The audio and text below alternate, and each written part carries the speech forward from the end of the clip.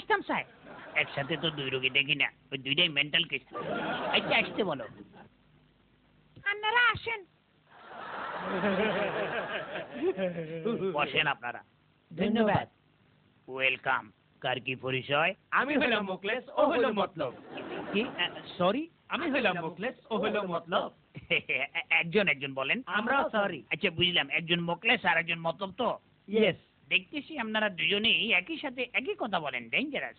Doctor সাহেব, এই জন্যই আমরা আপনার কাছে আইছি।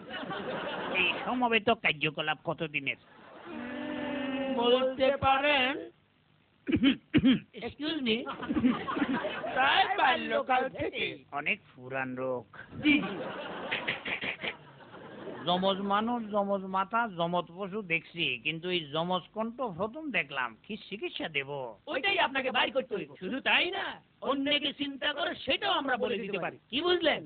এখন ভাবতেছি আপনাদের কোনো চিকিৎসা করাবো নাকি নতুন কোনো কাজে লাগাবো। বোঝেন আমরা কি জিনিস? শোনেন, আমাদের দেশে যে হারে গলাবাজি হয় তাতে এক গলায় আর পোষায় না। ভাবতেছি এই গলাবাজিতে যমজ গলা চালু করবো কিনা। রাজি? না, কথা নয়, কাজ ভালো বাইসছি, তাই তো আমরা আপনার কাছে আসছি। আইয়েন।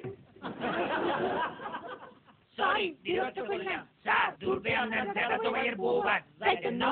জানো, তবে আমি এখন সমবেত কথার মধ্যে আছি, কোনটা কার কথা বুঝতেছি না, পরে আসি। আচ্ছা স্যার।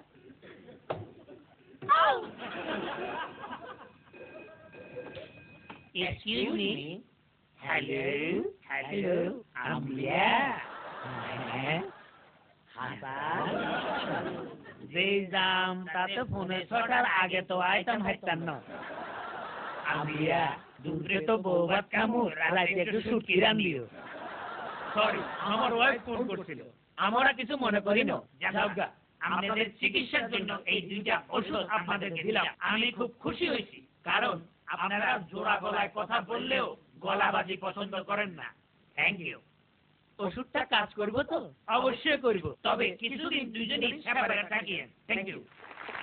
দর্শক